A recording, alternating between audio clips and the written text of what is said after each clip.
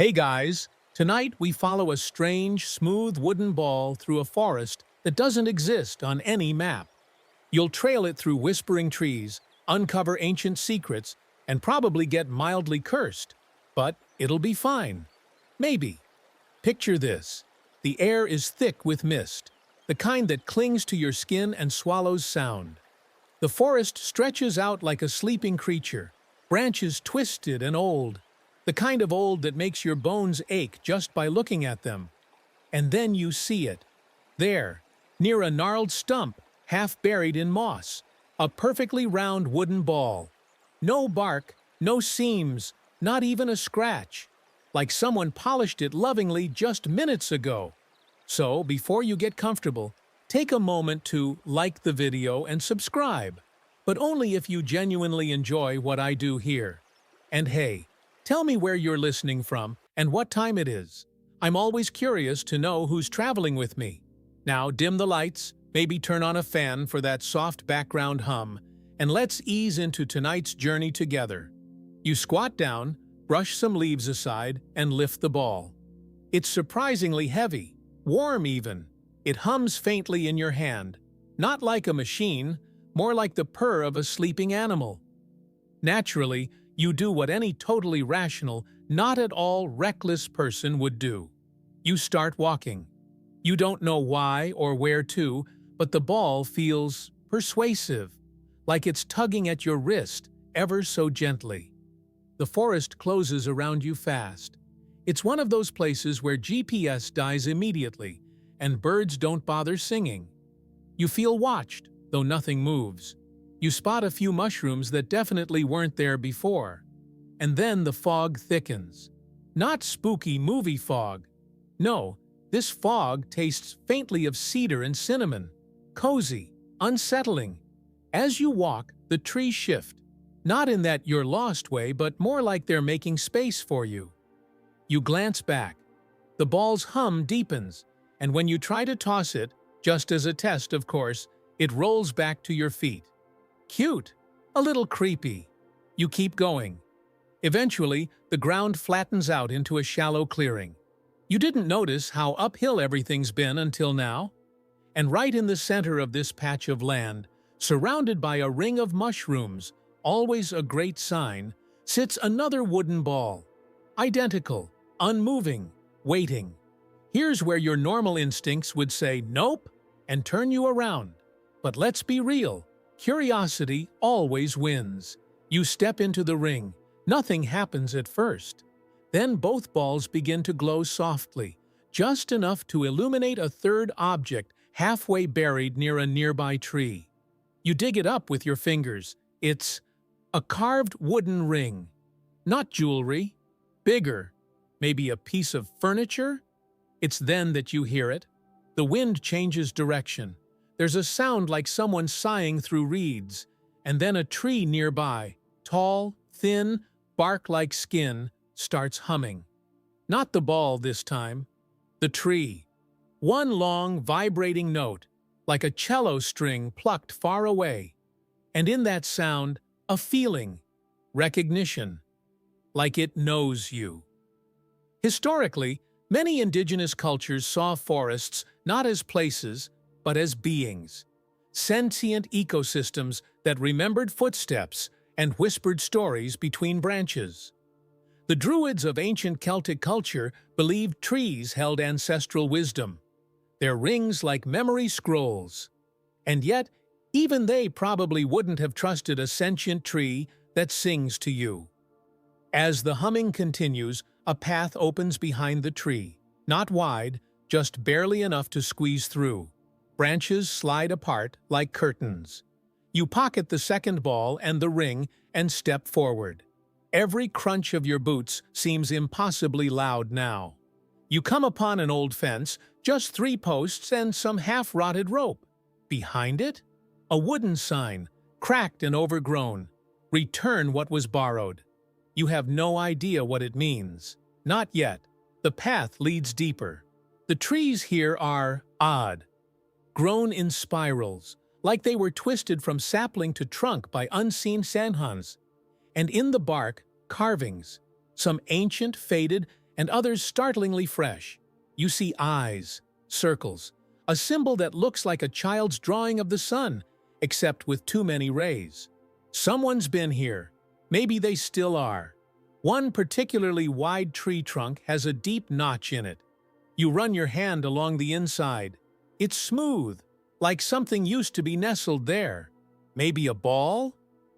The thought is too easy. That's when the ball in your pocket vibrates. Just once. You pull it out. It pulses again, and this time rolls out of your palm on its own, down a short slope to the base of another tree. It stops and rests against a small wooden door. Wait, door? Yep, in the tree. You kneel, heart doing that excited but definitely worried thing, and knock once. The door creaks open immediately. No one inside. Just dust and papers. Lots of papers. You crawl in. Inside, it's larger than it should be. Probably 10 feet wide, lit by sunlight from above, though you saw no windows. There's a wooden table and scattered sketches, all of them featuring balls, gears, and what looks like wooden people? You squint. The toy maker's name is scrawled at the bottom of one, Ian Marrow. You chuckle. Definitely fake. Or at least, a guy with flair. Historians still argue whether Leonardo da Vinci truly invented the concept of perpetual motion machines, or if he was just sketching daydreams. Either way, this Eon character was clearly inspired. Some of these diagrams show motion that shouldn't be possible.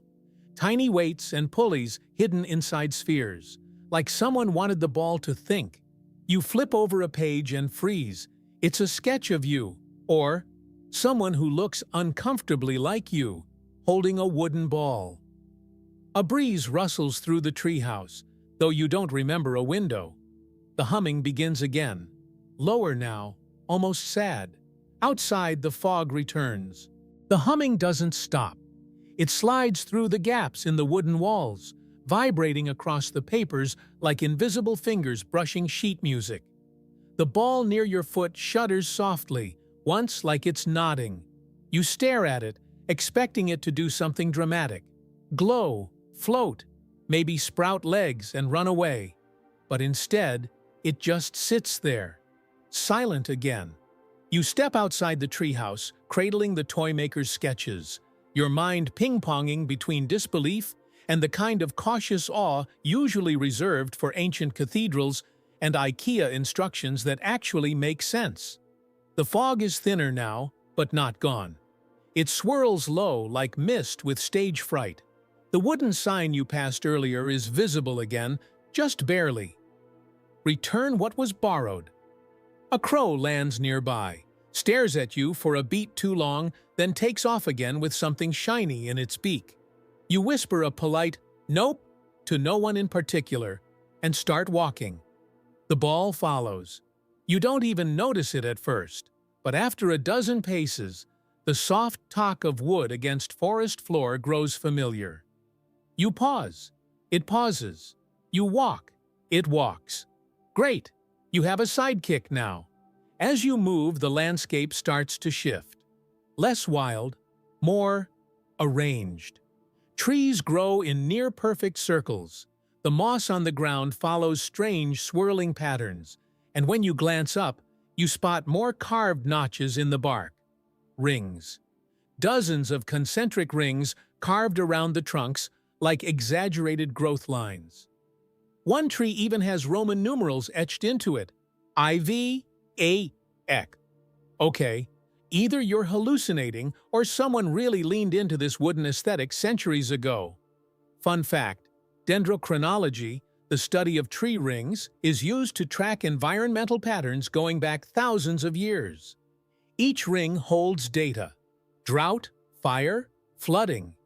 Entire civilizations have been mapped by matching the scars in timber beams to specific weather events. Trees are, in a weird way, nature's historians. But none of the rings on these trees match real aging. Some are too tight, others too wide. One even spirals the wrong direction. You run your hand along a knot in the bark and feel it shift slightly beneath your touch, like it's breathing. Further ahead, a low hill rises, smooth and dome-shaped. The trees part around it in that uncanny after-you way. At the top, you find something unexpected. A single massive stump, flat and polished like a tabletop. And in its center, a carved wooden ring about 3 feet across, mounted vertically like a strange wheel. You feel it before you hear it. Deep vibration under your feet, resonating through your bones. The ball rolls straight to the ring and taps against it once. Talk. You approach slowly. The ring hums, just like the treehouse had. But this time, the sound isn't a note. It's more like words, garbled, buried beneath centuries of distortion. A voice slowed down to a crawl, whispering syllables you almost, but not quite, understand. Then the inner rim of the ring begins to spin. Just a little. Just enough to make your instincts shout, "Run!" while your curiosity says, "Oh, absolutely not, we're staying." As you lean in, the space inside the ring seems to ripple. Not with light or color, but with memory. You see flashes, a child carving something in the dirt, a fire flickering in a hollow stump, a dozen wooden balls floating in midair, spinning in orbit around a tall, faceless figure. And then, it's gone. The ring stops. The humming fades. Behind you, the ball waits. You turn to leave, but something catches your eye, fresh scratches on the other side of the stump. Letters. You crouch. Someone carved a message. The tree sings when it remembers. So do you. You sit for a while after that, not because you're tired, though let's be real, emotionally you're toast. It's more that your brain needs time to reboot. The air smells like old varnish and pine sap. There's something comforting in it. And then, faintly, you hear another hum. Not from the ring, not even from the trees. It's coming from under the hill? You kneel and press your ear to the wood of the stump. The vibration is clearer now. There's definitely something beneath this hill. Historians still argue whether ancient woodworkers had access to sonic manipulation techniques. There are some fringe theories suggesting old temples and musical instruments were designed not just for sound, but resonance. Deep, soul-vibrating resonance. This stump, it's a speaker, a doorway even. You circle the hill, no visible entry, but you spot a trail of notches, just like those carved tree rings leading down one side. The ball rolls after them on its own. And there, half concealed by a drape of ivy, you find it. A small wooden door, about waist height. You duck inside. Total silence. Your flashlight flickers, catches wood grain on every surface. Floor, ceiling, walls. This tunnel is entirely wooden, but not raw. It's shaped, smoothed, built. You move slowly, flashlight barely holding together, each step on the old timber floor echoing like a soft heartbeat. The air is dense, not stale, more like being inside a cello. Every motion feels amplified. You reach a small chamber at the end. In the center, another wooden ball, but this one is cracked, hollowed, and from the crack, something glows faintly, a blue pulsing light. The ball rolls to its twin, stops beside it like a mourner. You kneel down, not sure why you're whispering. Maybe it just feels right. You brush your fingers over the cracked wood, and that same low hum returns. But this time, it harmonizes with the ball beside you. A chord, deep and resonant. You pick up the broken ball. The inside isn't mechanical, not wires or gears, just bark. Living bark, still green, still growing, and underneath it, another ring, smaller, finer. You slide it out. It pulses in your palm. Once, then the tunnel hums louder. A panel in the wall slides open behind you, revealing a staircase spiraling downward into darkness. Of course, you hesitate at the top of the stairs, fingers brushing the rim of the newly revealed opening like you're checking its temperature. The spiral staircase isn't just old, it looks ancient. Not a single nail or metal bracket holds it together. only seamless joints of wood, smoothed by time or something else. You take a breath, not that it helps much down here, and begin your descent. With every step, the air thickens, not musty, like a forgotten basement, but dense, like warm honey or heavy sleep. The stairs creak in a strange pattern, two short, one long, like they're remembering your footsteps. After a while, your flashlight sputters and dies. Perfect. But then, softly, lanterns embedded in the wall blink to life, one by one, casting everything in a mellow amber glow. Either you've got great timing or something is watching. Maybe both. You reach the bottom. The chamber opens into what can only be described as a museum, but for wooden things. Walls of shelving hold countless artifacts, delicate spheres, articulated toys, tiny humanoid figurines with too many joints, and something that might be a violin with no strings. There's even a chessboard where all the pieces are spheres of varying grain patterns. No labels, no dust. Your fingers drift to a strange object, a wooden cube with a ball locked inside. The ball spins freely, impossibly, since there's no seam to get it in or out. You shake it, and it hums. Off to one side is a low work table littered with papers, most yellowed and brittle, but a few suspiciously fresh. Scribbled across them are plans, architectural blueprints, diagrams of gears, and tiny annotations written in two different handwritings. One is sharp and elegant, the other chaotic, looping wildly into the margins. There's a name scrawled across the bottom again. Ian Marrow. Okay, fine. Either this guy had a flair for dramatic branding, or he was legitimately trying to build a wooden empire. And you're officially standing inside it. One paper catches your eye more than the others. It's a set of sketches showing not just wooden toys, but entire environments. Forests, buildings, a village, all made of timber, laid out in spiraling configurations. At the center, a structure that looks suspiciously like the stump ring you just came from. A note at the bottom reads, "Begin at the pulse. Return to the grain." That's helpful. Mainstream history tells us that early toy makers, especially in Eastern Europe, crafted complex wooden toys not just for entertainment, but as teaching tools. Some even embedded hidden compartments, tiny mechanisms, and coded messages. Toys that taught you how to see the world differently. In a few cases, toys were believed to remember, passed down from generation to generation, worn smooth by stories told through play. You pocket the paper. To your right, another passage opens, darker and narrower. The wooden ball at your feet, your ever-faithful satellite, starts humming again and rolls gently into the hall. You follow. The corridor twists and dips unpredictably. There's no symmetry, no sense of design, yet it feels intentional. Like the path is sculpted just for you. You begin to notice carvings on the walls, etched with a child's precision. Stick figures, spirals, little trees, and dozens of wooden balls. One drawing shows a person holding a sphere with a line extending from their head to a tree's core. And another? It shows someone splitting in two. Right around then, the tunnel bends left and drops you into another chamber. This one is very different. Smaller, quieter, personal. It's a bedroom, or was once a narrow cot, a desk, a mirror that somehow hasn't cracked.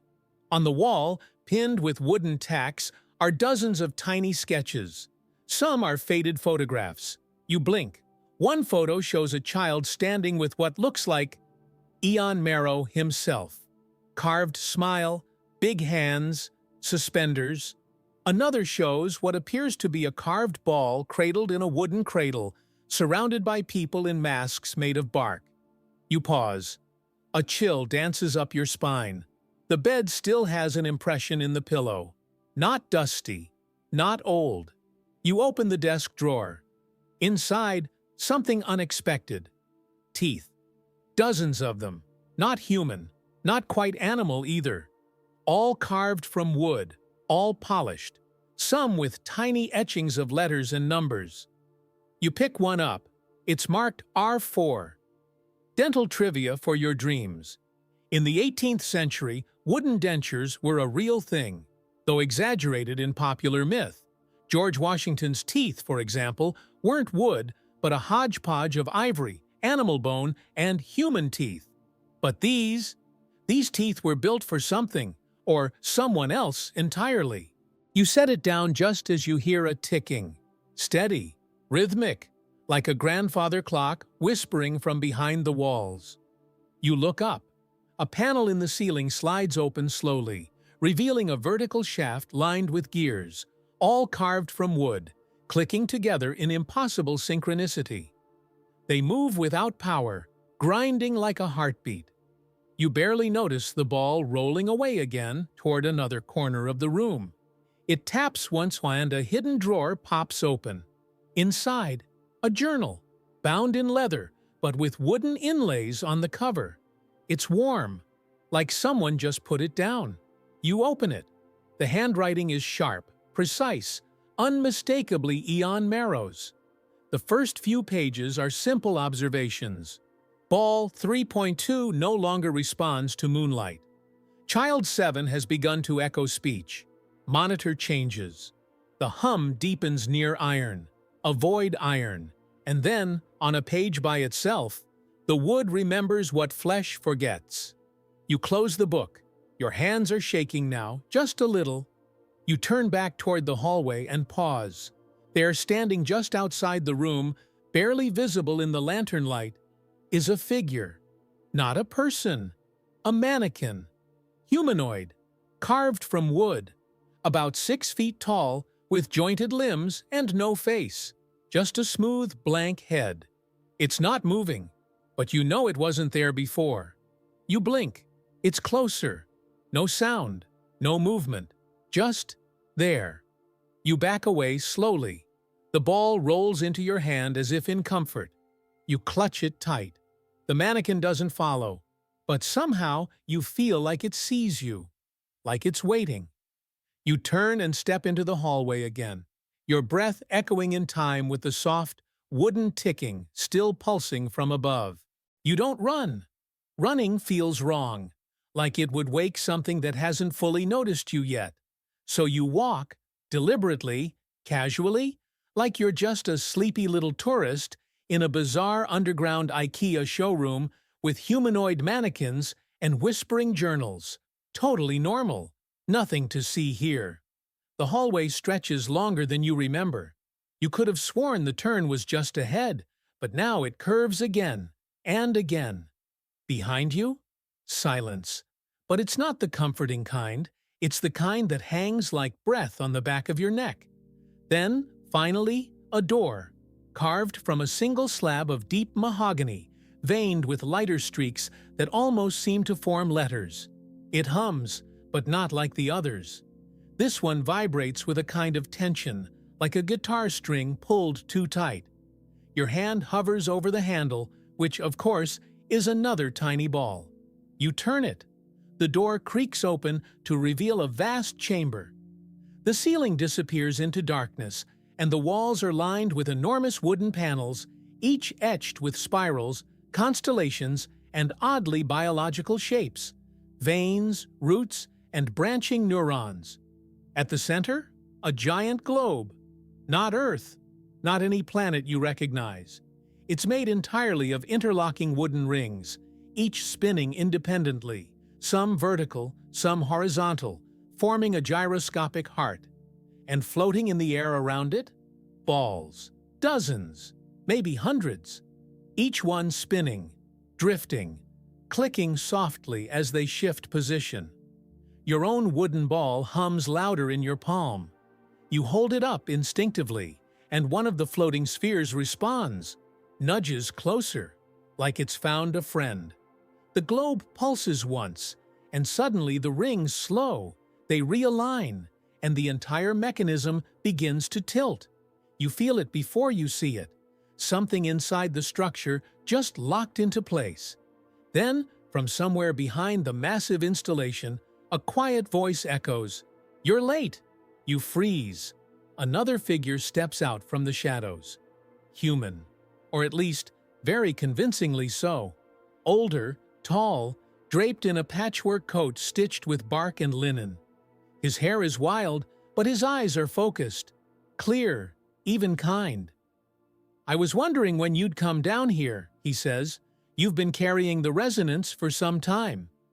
You want to ask a dozen things at once, but your mouth decides to start with, "The what?" He gestures toward your ball. "That's not a toy," he says, walking toward you slowly. "It's a key, a memory container, a pulse marker." Okay, now we're in full science fiction territory. You ask the obvious, memory of what? He smiles faintly. Of everything, of everyone who's ever touched it.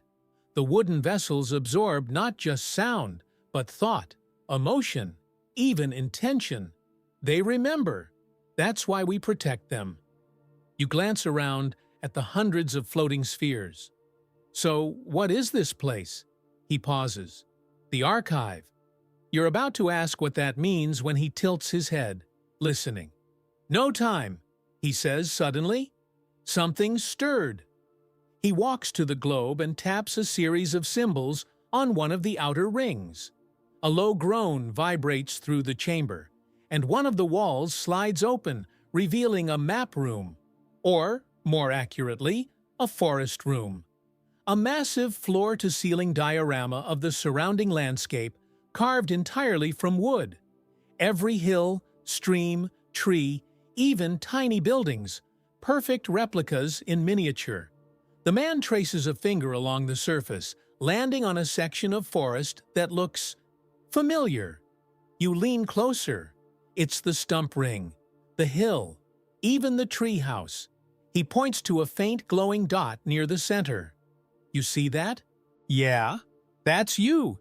"Okay, not terrifying at all. Now look here." He taps another part of the map, where a faint crack runs through one of the model trees. Something pulses within it, a dark red flicker.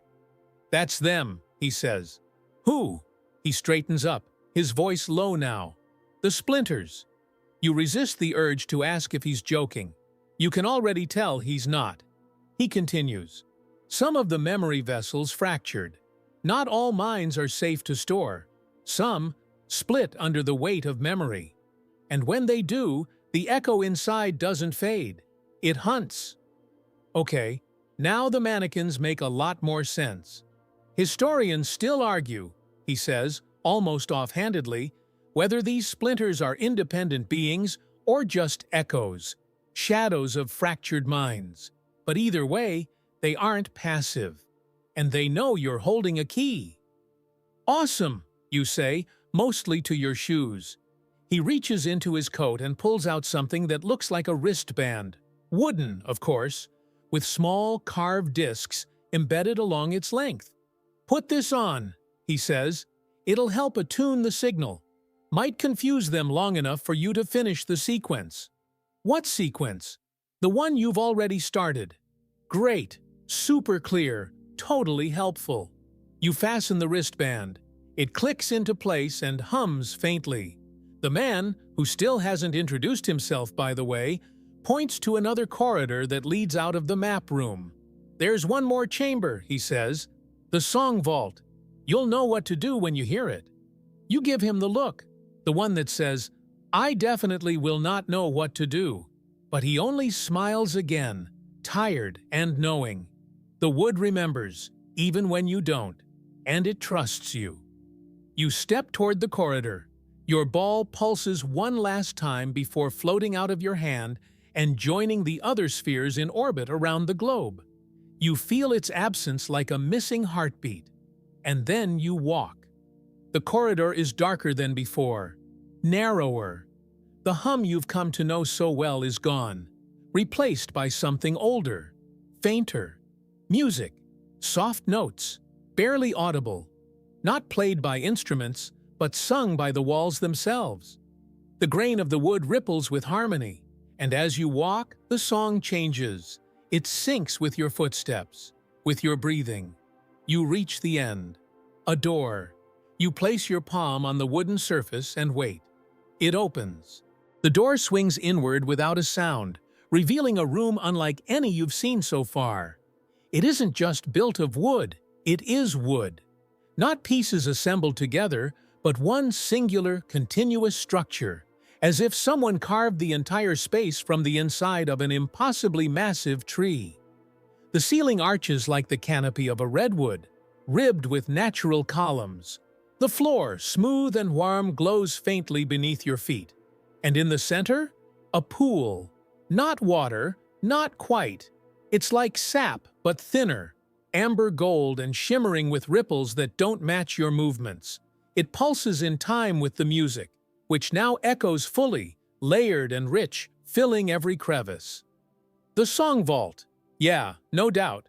You step closer, drawn by something deeper than curiosity. The surface of the pool reflects more than your face. For a second, you see the globe room, then the spiral staircase, then something that looks like a child carving a ball beside a flickering fire. The images shimmer and shift, like memories projected onto liquid time. There's a pedestal beside the pool. On it lies another ball, larger than yours, veined with knots, humming softly. You reach out, but hesitate. The wristband on your arm vibrates gently, not a warning, more like permission. You lift the sphere. The room sings. Every inch of wood resonates.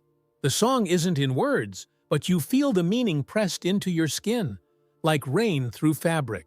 You hear voices, not distinct, but layered.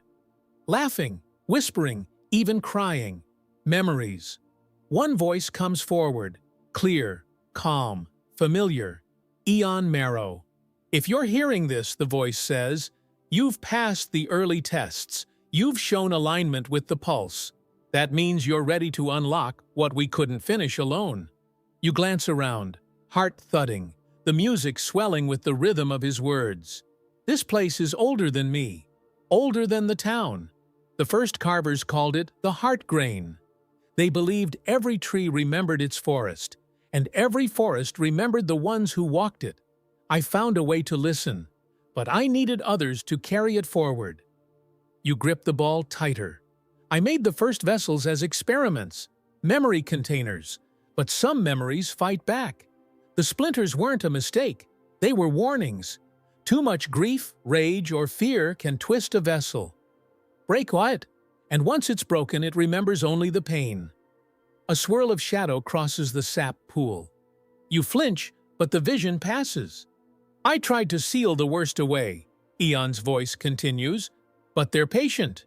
They wait in the grain. You're not just a keeper now, you're a key.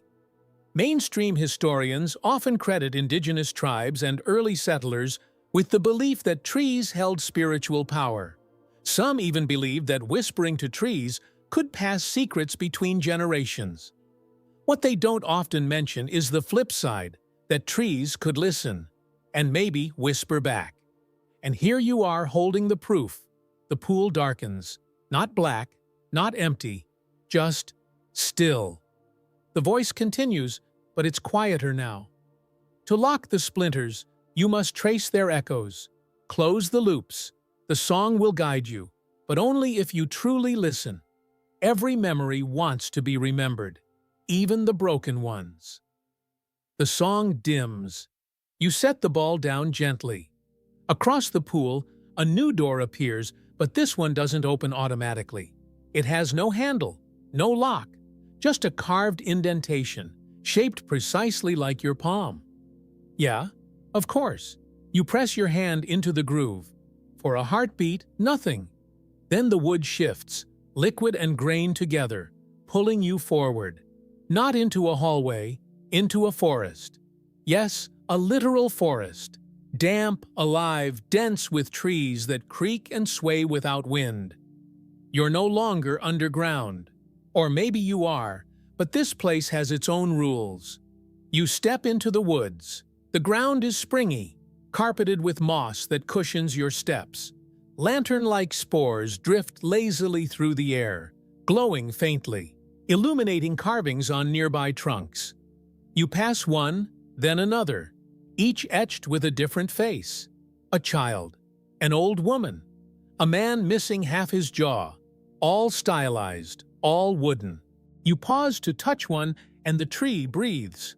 No, really, it inhales. A warm draft of air draws from the carving into the bark, and a voice echoes inside your skull. Do you remember me?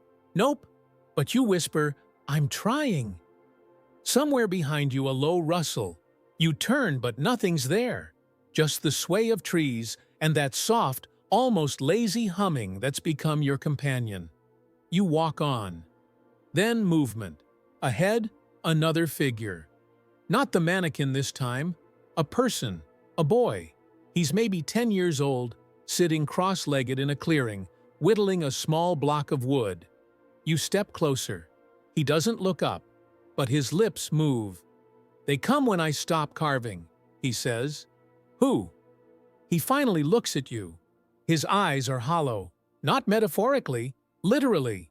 Two carved holes, smooth and empty, yet somehow watching you just the same. I can't let them out again, he whispers. They scream when the song goes silent. You crouch beside him slowly. What are you carving?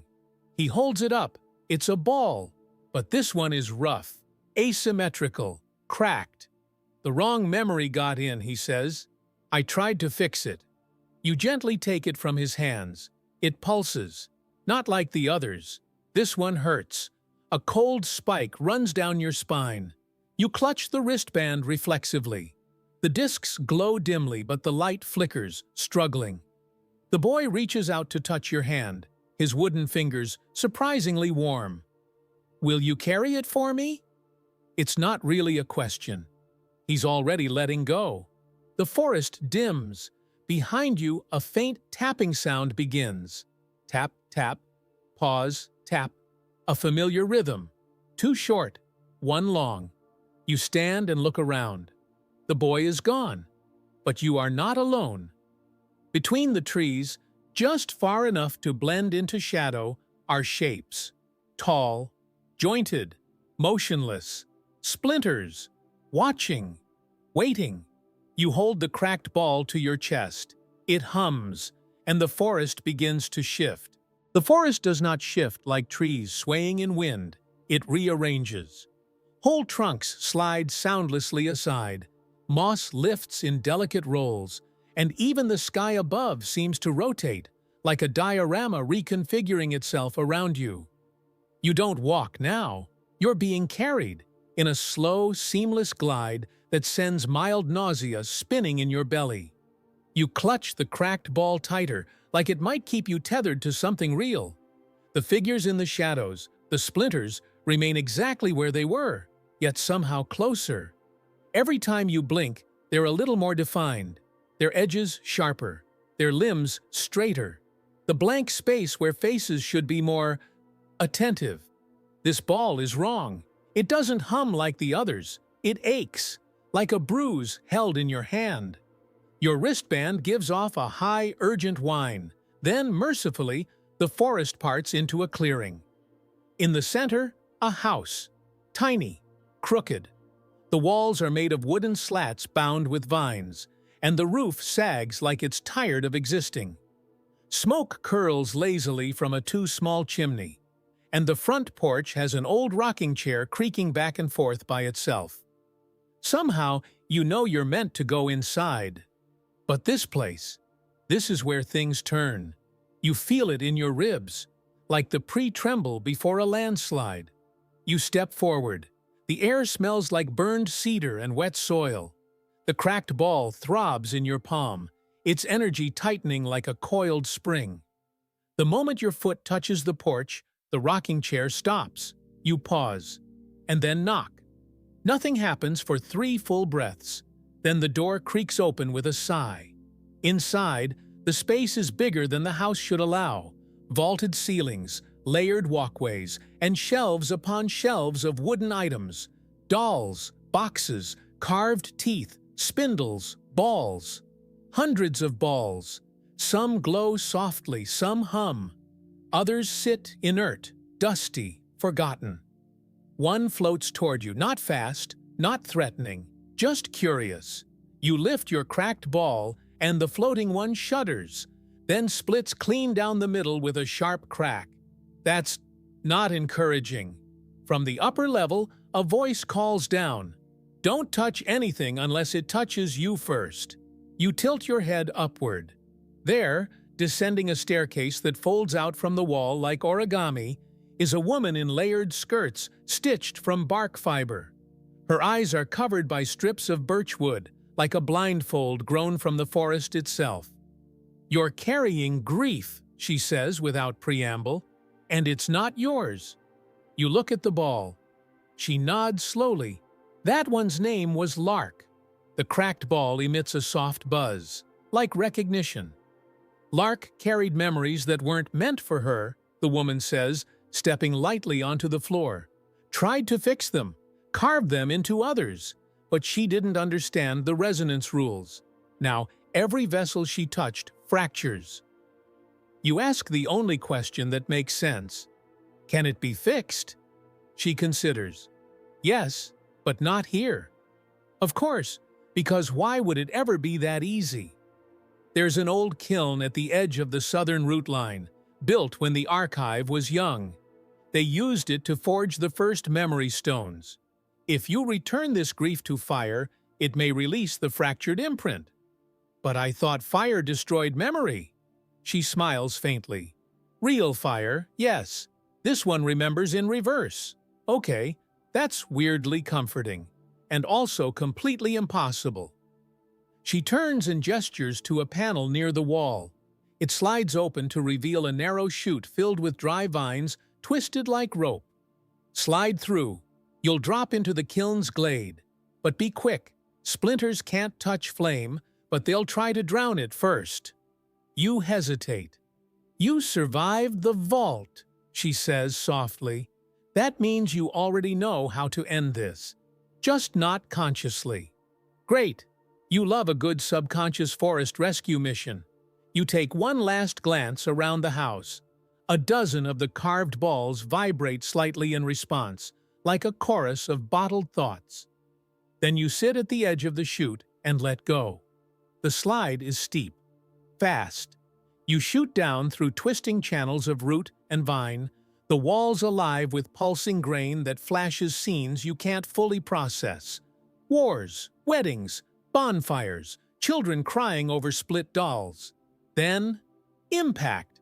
You land hard in a bed of ash and soft soil. You groan, roll over, and look up. The kiln. It's huge, circular, made of stone and woven timber. No fire burns inside yet, but a faint red glow pulses from cracks in the floor, like coals from an ancient meal. You step in, and immediately feel lighter. Not in body, your limbs still ache, but in mind, like static has cleared. You hold the cracked ball over the center pit. The red glow intensifies.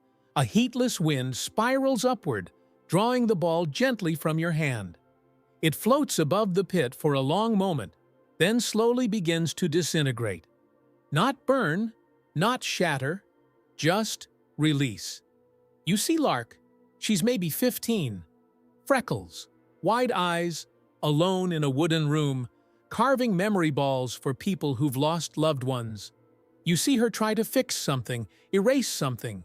The pain transfers, the ball cracks, the splinters crawl out. You see her run, hide, forget, and now, finally, rest. The ball vanishes in a final shimmer of gold. Silence. Then the kiln floor pulses. A symbol appears, one you recognize. It's on your wristband. You touch it, and suddenly, your wristband glows brighter than before. All the discs alight. Sequence continued. But before you can celebrate, a sound behind you. Tap, tap, pause. Tap, you turn. They've followed. 4 splinters, each more warped than the last. Their limbs jitter like marionettes held by invisible strings. Their bodies, wooden, yes, but stitched with things that don't belong. Nails, Glass, pieces of other vessels. The kiln crackles defensively, pushing them back a few steps. But not enough. You back up slowly, wristband raised. It pulses, and the nearest splinter screeches, not with a voice, but with a resonance that shakes your ribs. Your fingers fly over the wristband's surface, tapping runes you don't recognize but somehow do. Muscle memory, maybe, or the archive guiding you. The kiln responds. Flames erupt, not to consume, but to reveal. And you see what the splinters used to be. Memories gone rogue. People who broke inside their own stories. And somehow part of you feels sorry, but not enough to hesitate. The fire forms a circle. And in the center, another door. Of course, you run. The doorway inside the kiln pulses like a heartbeat, warm, rhythmic, urgent. You lunge through it without thinking. Just as the splinters close in, their jointed limbs scraping against the kiln's invisible barrier, shrieking in frustration. You land on the other side, breath ragged, skin tingling with leftover heat. But now you're not in a forest, or a kiln, or even anything resembling the archive. You're in a room that hums, not with music this time, with mechanics. Gear after gear whirls above and around you, massive cogs interlocked with wooden teeth, some the size of car wheels, others like delicate watch parts. And yet there's not a single drop of oil or metal. Every moving piece is carved from wood, birch, oak, ebony, cedar, each chosen, it seems, for tone as much as strength. They don't just move, they harmonize, like a percussion section carefully tuned. You step onto a narrow bridge suspended across the middle of the chamber. Beneath it, a massive wooden pendulum swings, cutting a steady beat through the space. Tick, tick, tick. At the far end, a console, half organ, half workbench, covered in levers and keys and, yes, carved balls, each nested into its own little dock. This, you realize, is the control hall, the place where all the collected memory spheres are processed, transcribed, even edited. But the moment you approach, something strange happens. Your wristband locks, a soft click, and the lights dim. The pendulum stops swinging. A voice, mechanical but distinctly cheerful, echoes across the space. Welcome, User 14. Session incomplete. Synchronization, 64%. Proceed with caution. User 14. Sounds ominous, but you're too far in to turn back now. You reach the console. Each ball pulses with a different rhythm. Some sync to your heartbeat. Others seem to deliberately clash. You instinctively avoid those. Instead, your fingers hover over one that glows a soft lavender. It opens, not physically, more like a bloom of thought. You see flashes, a schoolhouse made entirely from fallen trees. Children carving their own memory spheres under supervision. One child, frustrated, carving furiously until her ball splits. A teacher stepping in. Too late. The memory freezes. On the console, a small lever lights up. You pull it. The gears sing. A soft tone rises in the background, like a lullaby played on wind chimes. The lavender ball fades into silence. Balanced, filed, stored. This, it seems, is how memory is sorted. Not by date, by harmony. And those that can't be tuned? Well, you've met them. Historians argue whether early memory crafting in ancient Egypt, Greece, or Mesoamerica was ever literal or purely ceremonial. Did they believe they were preserving thoughts in objects or just honoring them? You're starting to think they were closer to this than we gave them credit for.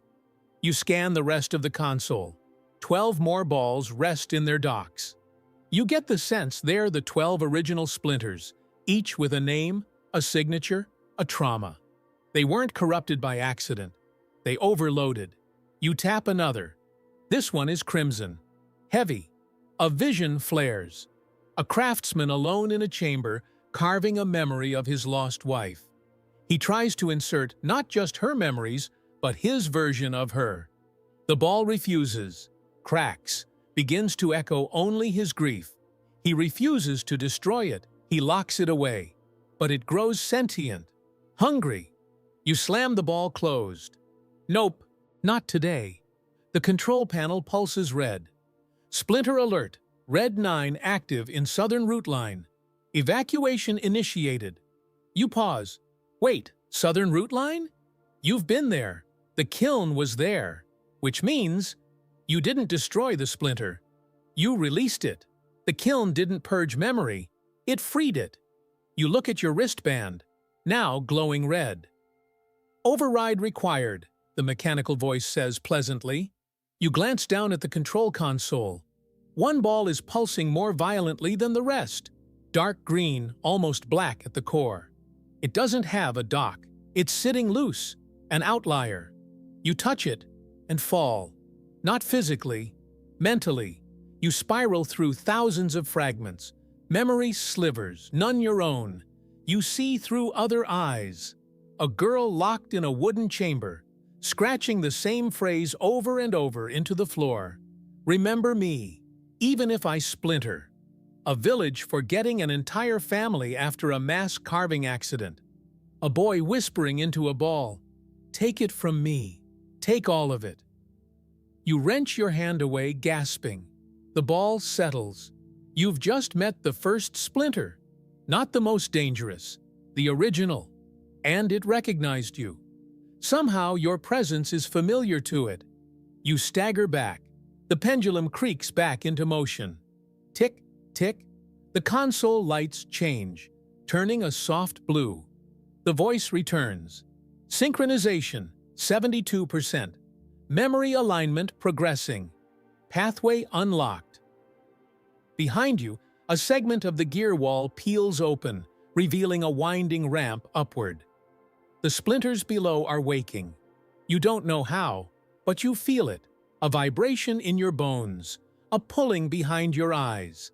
If memory is power in this place, then resonance is your only weapon. You step onto the ramp.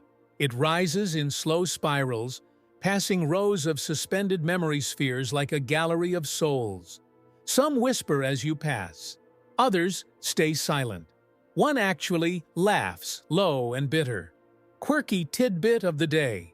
In the Middle Ages, some monks believed that laughter could trap demons inside objects.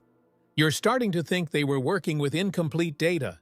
At the top of the ramp, another door. Of course, this one isn't wood. It's made of memory. That's the only way to describe it.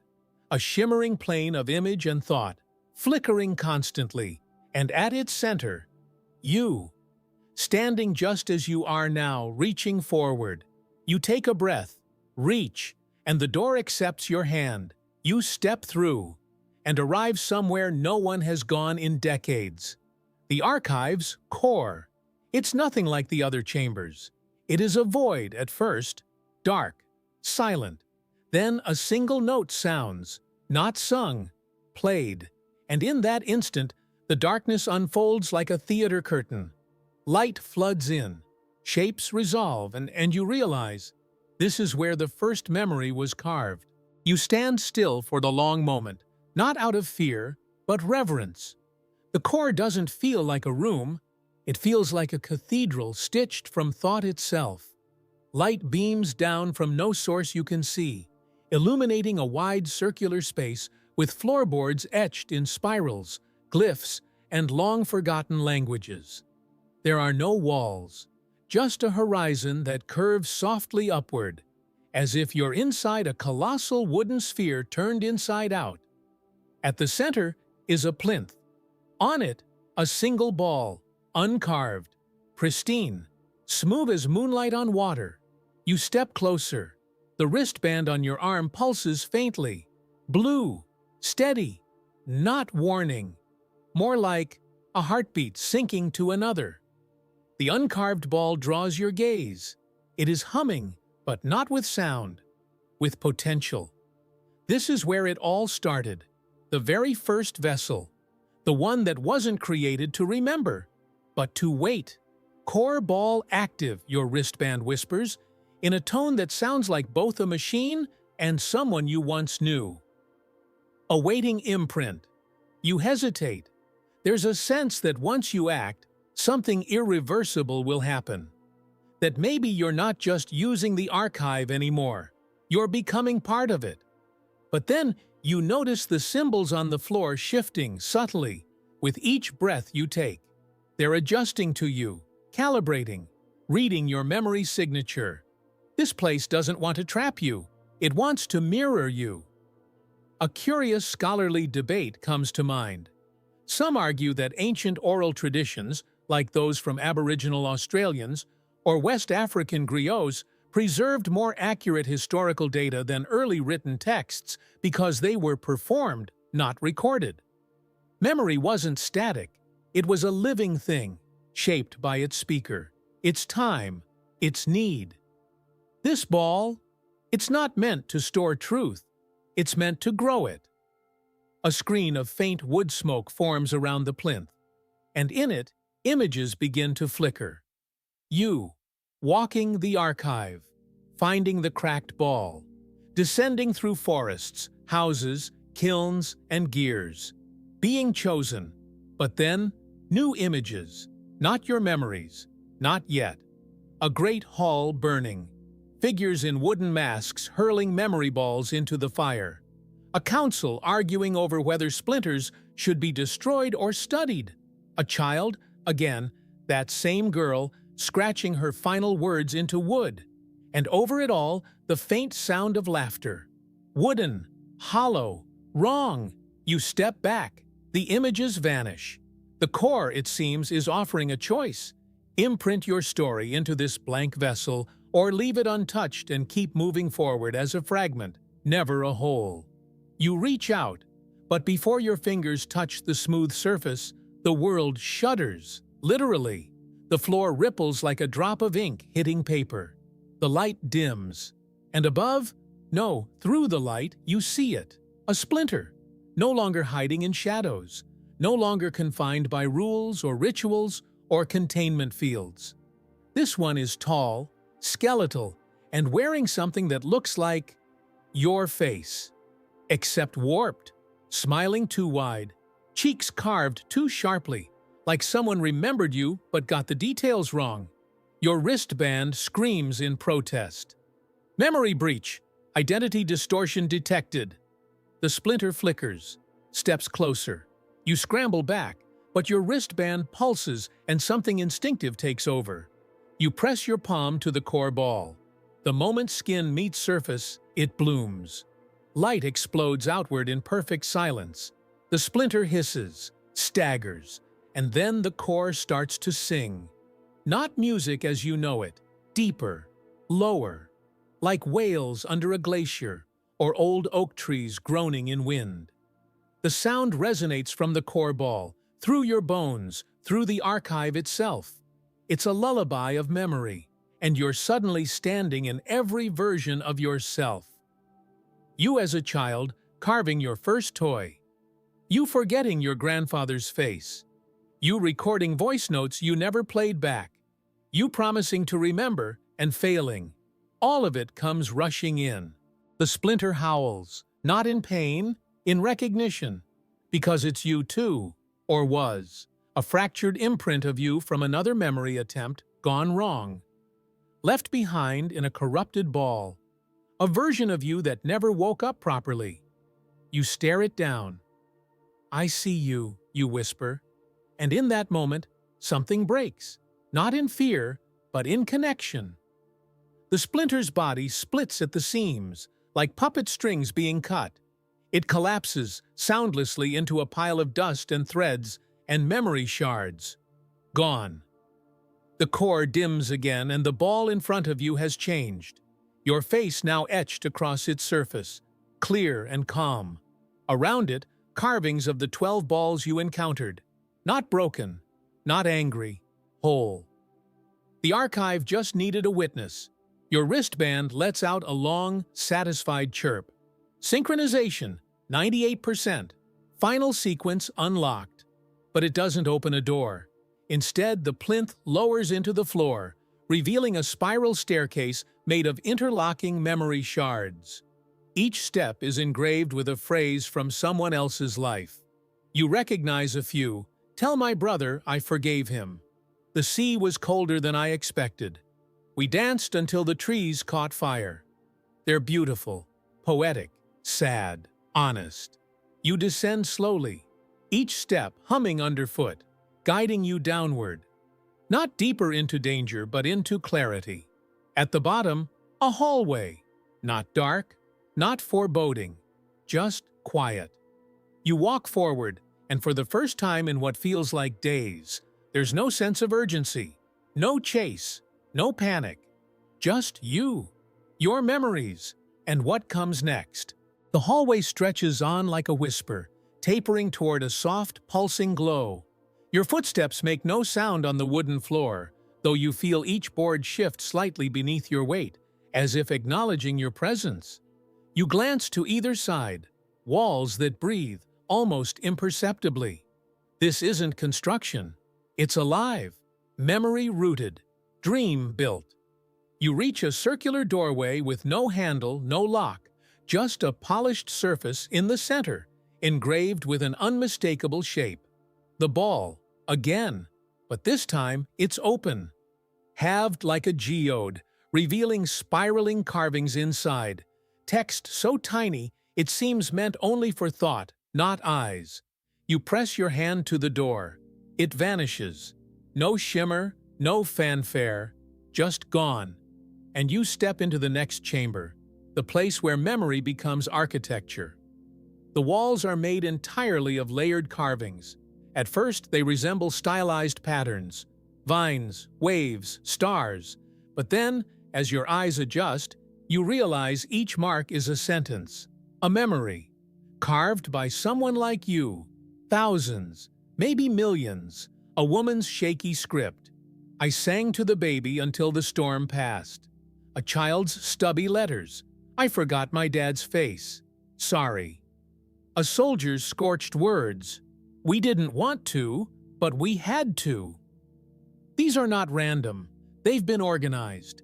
You run your fingers across the wall and it hums softly, projecting images into the air like smoke sculptures. And there you are again, but not quite. This version of you is older, not aged, just further down the road. They're carving, speaking softly to someone you can't see. You step closer. The image distorts, then resolves. The other figure is a child. Your child or someone else's? Does it matter? The older you finishes carving, hands the memory ball to the child. Says, "This isn't the truth, but it's how I remember it." And the child nods, cradles the ball, disappears. You're left staring at yourself, or what could be, or already was. Historians still argue whether memory is fundamentally accurate or reconstructive. Some believe we revise our past every time we remember it, like scribbling over old notes. Others claim memory is a literal time machine, replaying events exactly as they happened. Neither theory feels entirely right here, because in this archive, memory is neither truth nor fiction. It's offered. You keep walking. The chamber expands, revealing rows of open niches, each holding a different kind of memory ball. Some are rough, handmade, childlike. Others are polished to perfection, like display pieces. But one shelf draws you in. The discarded balls. These are broken, cracked, imperfect, and every single one is humming. You pick one up. Your vision swims. A man throws a ball into the river, shouting that no one should remember. A ball shatters on the ground, releasing a flood of blackbirds. A ball gets buried under the roots of a tree, its whispering faint but constant. You set it down. This is the refusal chamber, the place for memories no one wanted, or memories that rejected their carvers. A plaque reads, "All memory is sacred, even the unworthy." A little dramatic, but hey, it's a mysterious psychic archive in the shape of a living forest. Dramas baked in. You walk on. The next alcove pulses gently. Inside, a curious sight. A wooden table with chairs. Normal chairs. Cushioned even. And on the table, a tea set. Hot. Fresh. You blink. Someone's been here. Recently. Maybe still is. You sit. It feels strange. Real. Comforting. The air smells like pine needles and warm spice. The tea, when you sip it, tastes like childhood, whatever that means for you. Then you notice the envelope tucked under the cup. It's sealed with wax, but the wax bears your fingerprint. You open it. Inside, only one memory can leave. Choose. That's it. You look around. On the far wall, a final alcove. Not glowing, just waiting. You rise. Inside are 3 balls, each on its own pedestal, each labeled. 1. The true memory. 2. The safe memory. 3. The needed memory. Oh no. This isn't a puzzle. It's a test. And there's no cheat sheet. You walk to the first. The true memory pulses sharp and clear. You touch it. Your worst moment. Something you never told anyone. Pain so specific you gasp. The kind of truth that heals, yes, but only after it wounds. You back away. The second, the safe memory. This one glows warm. You see, a vacation you never took, but dreamed about. A parent's voice, comforting, even though they were never there. A version of you that never failed, never doubted, never got hurt. It's beautiful. It's fake, or at least edited. You close your eyes. The third, the needed memory. This one's blurry. You touch it. Feel only the pull. Not joy, not pain, just something that steadies you, grounds you. A moment where someone said, "I see you," and meant it. You look back at the note. Only one memory can leave. You've been thinking of this place as a vault, or a museum, or a mind trap. But maybe it's none of those. Maybe it's a mirror. You make your choice. The moment your fingers lift the ball, the others vanish. Your wristband chirps. Synchronization complete. Exit corridor unlocked. You glance up. The wall across the chamber has split open. And behind it, a forest. Your forest. The real one. You walk toward it. Not rushed, not afraid. And behind you, the archive begins to hum, like a closing book, a door respectfully shutting.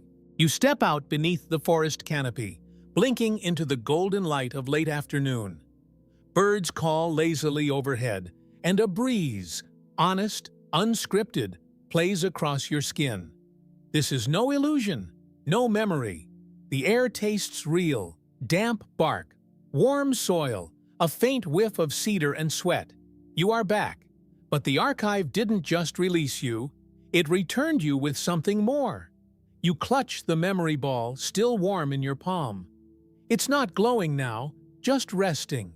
The weight of it feels familiar, like an old tool, or a promise you made to yourself years ago and finally remembered to keep. The trees ahead part gently, as if they've been watching your journey all along. You walk forward, not far, because there, tucked between the roots of a wide old maple, is a figure. Small, hunched, carving something into the base of the tree. It's the girl again. Not a vision, not a ghost. Real. And she sees you. "Oh," she says, brushing dirt from her knees. "Took you long enough." Cheeky. You crouch beside her. "What are you doing?" She shrugs. "Marking the exits, in case someone else gets lost." And you look. Sure enough, she's carving a simple symbol into the bark. A spiral, inside a ball, inside a hand. "Found the core," you say quietly. "I know," she says, just as soft. You hold out the ball. She nods but doesn't reach for it.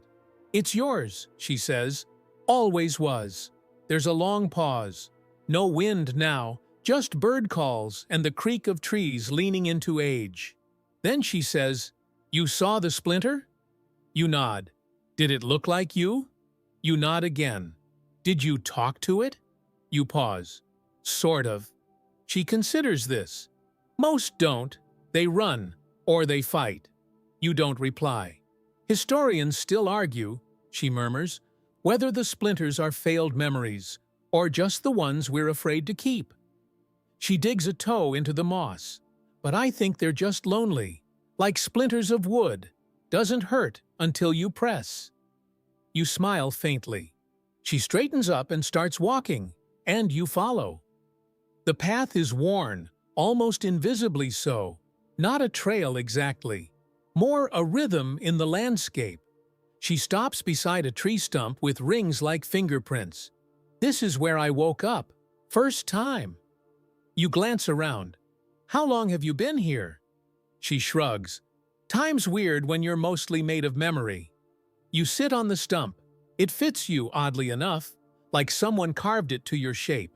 She sits beside you, and for a while, you just watch the light shift through the trees. Then she asks, "Do you know what to do with it?" She means the ball. You don't answer immediately, because this is the question. Not how you got here, not what the archive is, but what you do with what you carry. You turn the ball over in your hand, the memory you chose earlier, still inside, not locked, not demanding, just there. I think I keep it, you say. She nods. For now, and then, but eventually, you'll carve it. That's how you pass it on. Carve it into what? She smiles. Anything. A tree, a house, a toy, a story, a song. The archive was never about storing memory. It was about spreading it. You stare at the ball again, and suddenly, it's easy to imagine the world beyond the forest. The people who need to remember. The ones who've forgotten what their hands can shape. The ones who never knew. You rise. The girl doesn't follow. She just waves once, then fades back into the underbrush. Half guide, half ghost, half you. You take a breath, step forward, and the path opens. You walk for what feels like hours, maybe minutes. The forest changes subtly, less carved, more natural. The birds are louder, the air thicker, and then, finally, you see it. Your world, the parking lot, the cracked pavement, the familiar rusted sign half buried in ferns, Dixon Nature Reserve. You left your car here, at least, you think you did. You turn back. But the forest behind you? Just trees now, still, silent, innocent. No spirals, no houses, no memory balls, no archive, except the one you carry. You slide the ball into your pocket. It's lighter now, not empty, just ready. At home that night, you place it on your shelf, and it looks like just another odd wooden decoration. Only you know, it remembers. And someday, when someone picks it up, maybe your child, maybe a stranger, they'll feel it too. Not pain, not mystery, just the gentle nudge of something that waited quietly, patiently, to be carved into story. And you'll smile, because now you know the truth. Memory doesn't live in walls or vaults or ancient wooden mazes. It lives in hands. And as long as you're carving, telling, shaping, you're never truly forgotten. Days pass, then weeks. The memory ball stays on your shelf, nestled between a chipped coffee mug and a stack of postcards you've never sent. It gathers no dust. You check, often. Somehow it keeps itself clean, like it knows it's still on duty. You try to forget, but you can't. It's not that the archive haunts you, it's that it itches, like a half-remembered song, or the smell of an old house you visited once as a child. The strange thing? No one asks about the ball, even though it's clearly out of place. Handmade, smooth-grained, no seams or markings, not anymore. You'd expect someone, anyone, to say, "Hey, what's that?" But nothing. It's like the world isn't ready to remember just yet. You, though? You ache with remembering. So one night you take it down. Just hold it for a while. And that's when it begins again. Not visions this time, not voices, just a pull. Not toward the forest, toward yourself. And you understand. The archive may live in a forest older than roads, but its real root system? It's you, and everyone like you. The carvers, the keepers, the ones who choose to carry memory instead of burying it. Historians still argue whether oral traditions, spoken memories passed from generation to generation, are more reliable than written records. Skeptics say words change too easily. Others insist the living breath behind them gives them truth. But in the end, both sides agree on one thing. Whatever gets remembered survives. So you start carving, not into wood, into your days. You remember the walk you took with your grandfather, where he told you about the war and cried for the first time in front of you. That becomes a paragraph in the email you send your cousin. You recall the face of your best friend the moment you told her you were moving away. That becomes a sketch in your journal. Lines rough but true. You remember your mother's voice at bedtime, humming that off-key lullaby. And you sing it. To no one, to someone, to yourself. Whatever memory is, it moves. The girl from the archive? She was never real, and also, she was you. That's the thing about reflections. They aren't just visual, they're temporal. The archive wasn't showing you the past, it was showing you a continuity. And now you're part of it. At the local market one morning, you see a boy playing with a carved wooden ball. Not yours, a different one. Rough, freshly whittled. You kneel beside him. "Did you make that?" you ask. He nods. "With my dad. It's got our camping trip inside." You blink, smile. He says, "Want to hear it?"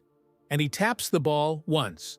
Of course, no vision appears, no pulsing glow, just a little boy closing his eyes and whispering, "We saw a deer, and my dad let me name it. I picked Laser."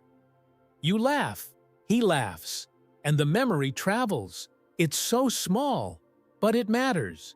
You get back home and place your ball in a box, along with a note. Open when you need to remember why. Then you start writing. Not a diary, not a memoir, just a carving in your own medium. And as the days roll on, the words flow easier. The stories stack. The spiral widens. You dream of the archive sometimes, but it's not a maze anymore. It's a library, a tree, a little girl's voice whispering, "Mark the exits." And each morning you wake with more to say. One day, while browsing an antique store, you spot another wooden ball. Your breath catches. You pick it up, turn it over. There's a mark on the bottom, tiny, a spiral, inside a ball, inside a hand. You smile. Someone else has remembered. Someone else is carving. Fringe researchers in the 1960s once proposed the idea of collective subconscious waypoints, objects or symbols that trigger deep memory across unrelated people. They were ridiculed, laughed out of conferences, but maybe they weren't entirely wrong. Maybe wooden balls, spirals, mazes, they're not just motifs, they're reminders, breadcrumbs left by one version of humanity to guide the next. You leave the shop, the ball still in your pocket, and on the wall outside, scratched faintly into the wood, the symbol again. Your hand hovers over it. Then you carve one more line below. It's your turn now. Your days begin to shift. It's subtle at first. Less noise from your phone. More time spent walking instead of scrolling. You start carrying a small notepad. At first, it's just for grocery lists and sketching eyes when you're bored. But slowly, without noticing, it becomes a ledger of moments. Like that time the barista gave you a cookie just because. Or when your neighbor's toddler waved solemnly at a crow like it was a visiting diplomat. Tiny things, but they stick. One night, you dream of the forest again. Only this time, it's summer. The leaves are thick and sticky with heat. There's a hammock strung between two trees.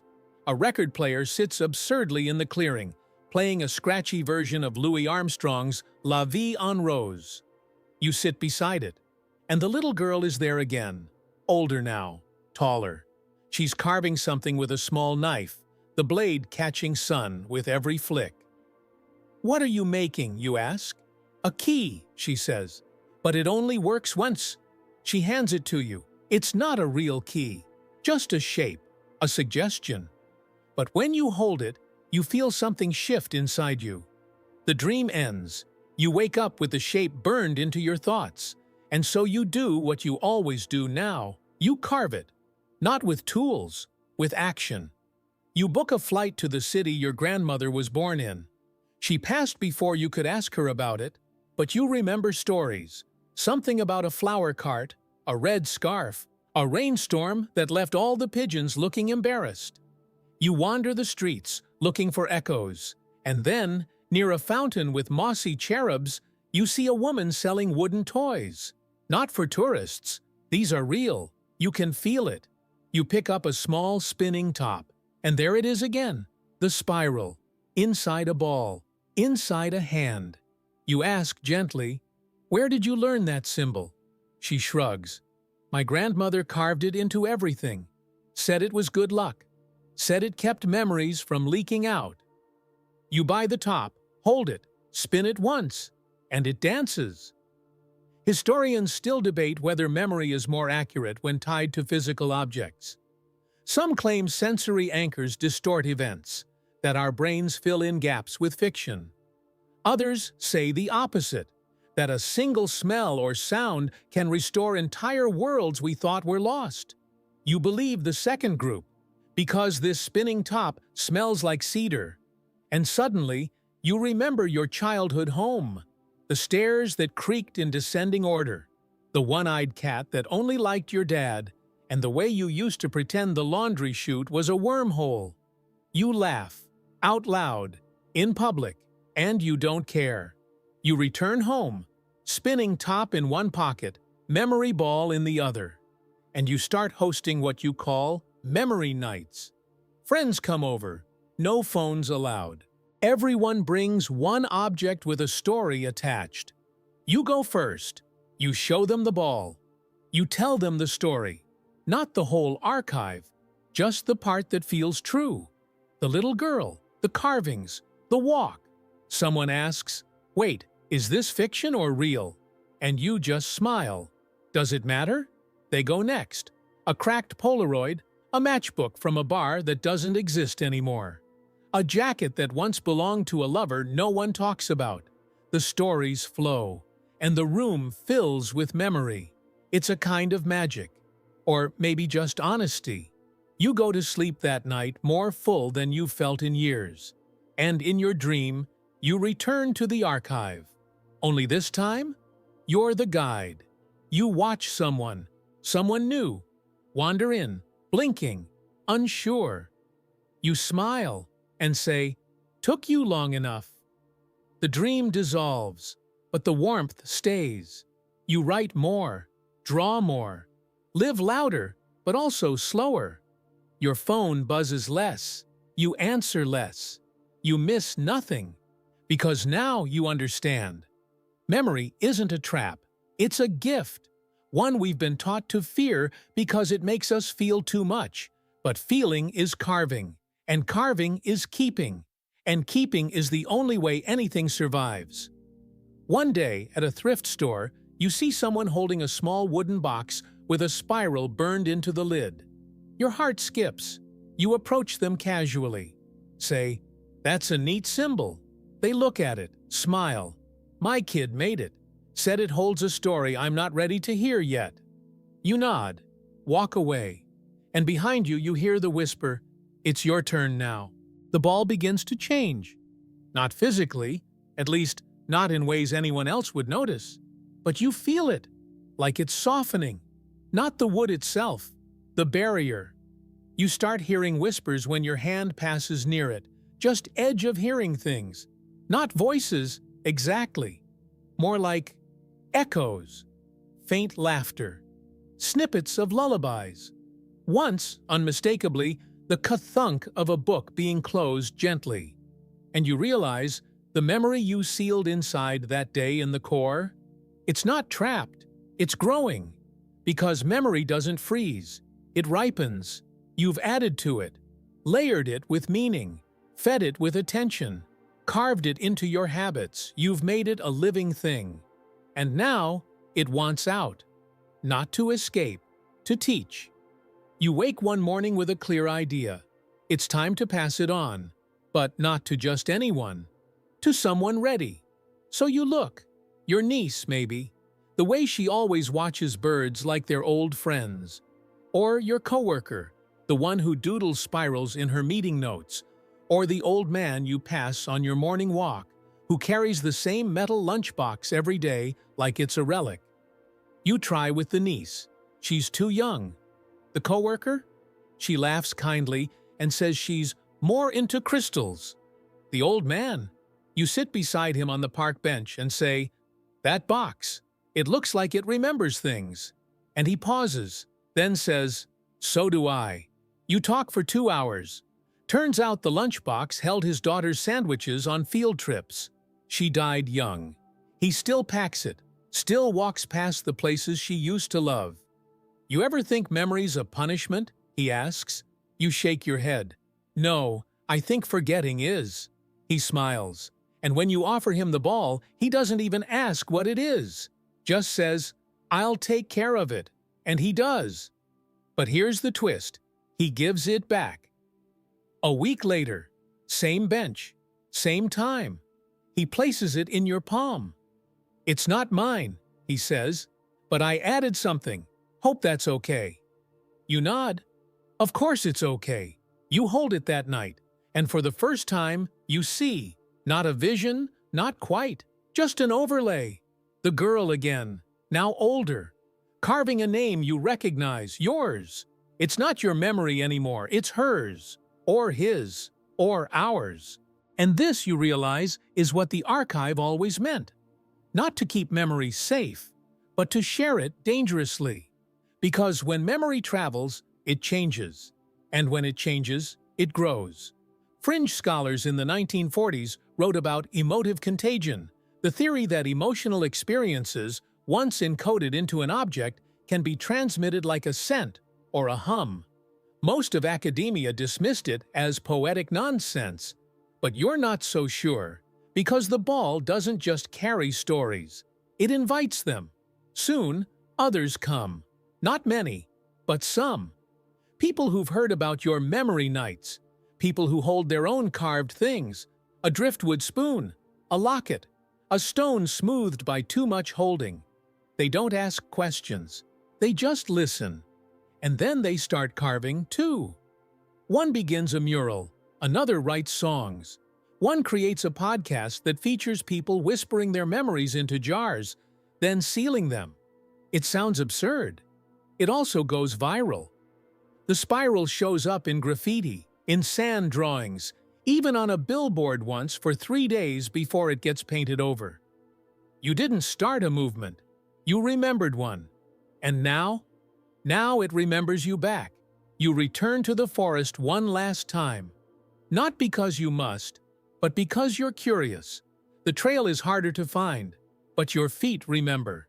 You reach the glade. The house is gone. No door, no desk, just a stump with a spiral carved deep into it, and a note scrawled in familiar handwriting. You're ready. You sit, place the ball on the stump, and wait. Nothing happens. Not at first. Then the earth hums, barely, a vibration, like a tuning fork in your chest. The ball rolls, just slightly, and cracks open. Inside, not light, not smoke, just a seed. Tiny, wooden, impossibly alive. You smile, because you understand. Memory doesn't just last, it germinates. You carry the seed home in your pocket. No fanfare, no eerie music playing in the background. Just the soft rhythm of your footsteps, the brush of wind in the trees, and the growing certainty that something important just began. Or maybe, finally, ended. At home, you find a pot, nothing fancy, old ceramic, with a crack along the rim. It belonged to your mother. She used to grow mint in it and complain when the cat ate the leaves. You fill it with soil, not from a store, from your own backyard, where the neighbor's kid once buried a toy truck and solemnly held a funeral. You smile at the memory as you press the seed into the dirt, gently, like laying down a final word. And then you wait.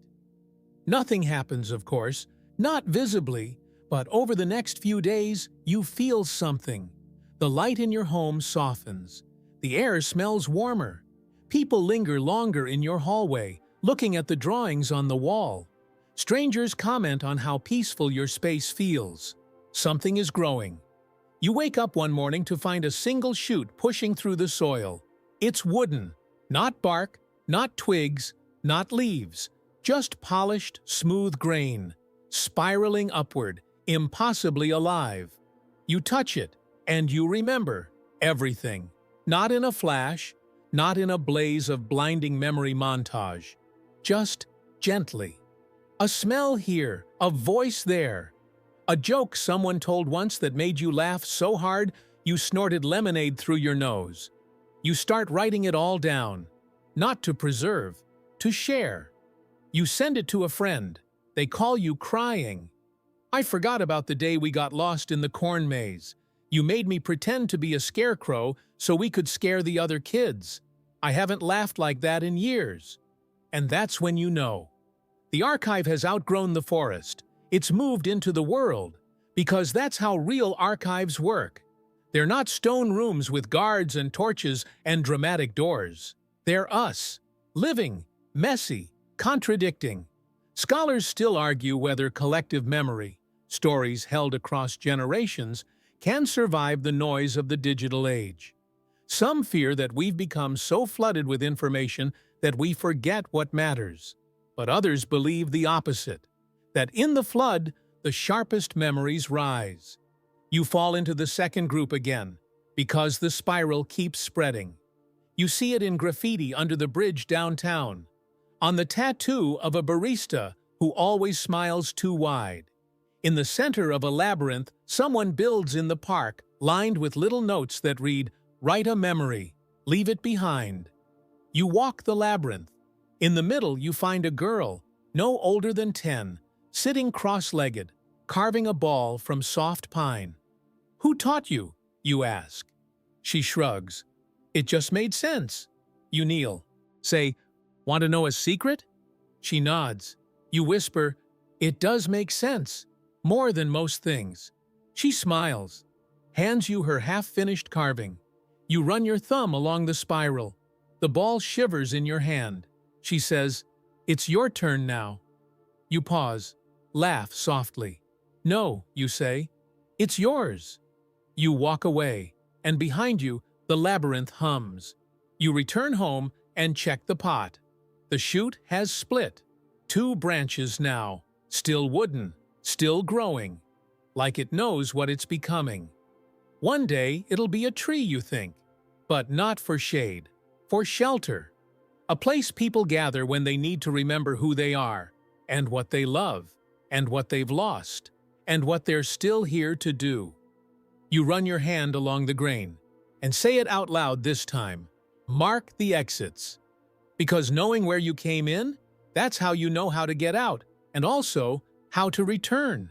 The tree grows. Not fast, not like in fairy tales, where roots crack through cobblestones overnight, and blossoms rain from the ceiling in time for the third act.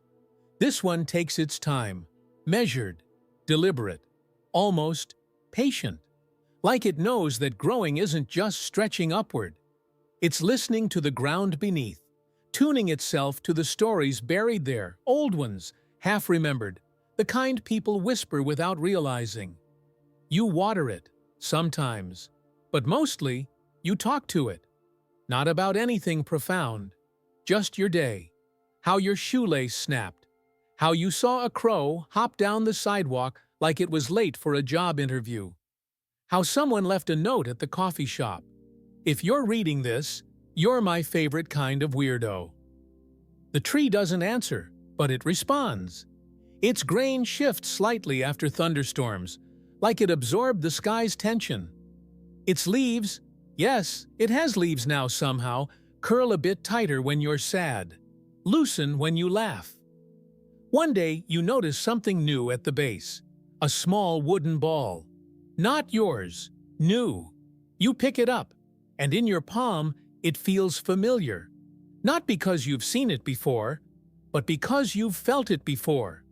It hums quietly, an echo of a walk through a forest, of a desk covered in shavings, of a girl who once handed you a carving knife and said, "It's your turn now." You turn it over. The spiral is there. But this one is different. At the center, carved so small you almost miss it, is a single word, again. And just like that, you understand. The archive never ends. It loops, passes from hand to hand, story to story, never quite the same, never fully forgotten. You place the new ball beside the first. They don't move, but something shifts inside you. A weight lifted, a cycle closed. You open your window, let the wind blow through. In the distance you hear laughter, or birdsong, or maybe both. The world is busy with memory. And you've done your part.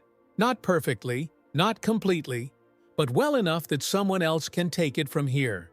That's all the archive ever wanted. Not guardians, participants. You sit at your desk, carve one last thing into the wood grain. A tiny spiral, just an impression, barely visible. And below it, the words, "Mark the exits." Then you push back your chair, stretch your arms to the ceiling, and smile. Because somewhere out there, someone is touching a small carved ball for the first time. And they're remembering something they never knew they forgot. That's how it begins again. Quietly, fully, endlessly. And now, as we drift to the very edge of tonight's journey, let's slow things down. The air around you softens, the quiet pressing in gently like a warm blanket. The stories we've carried through forests, through memory trails, and into wooden spirals, they begin to settle, nestling gently in the corners of your mind where the softest echoes live. You don't need to remember every detail. Not the girl, or the tree, or even the spiral itself. They're tucked safely into the archive now. And the best part? The archive isn't a place you leave behind.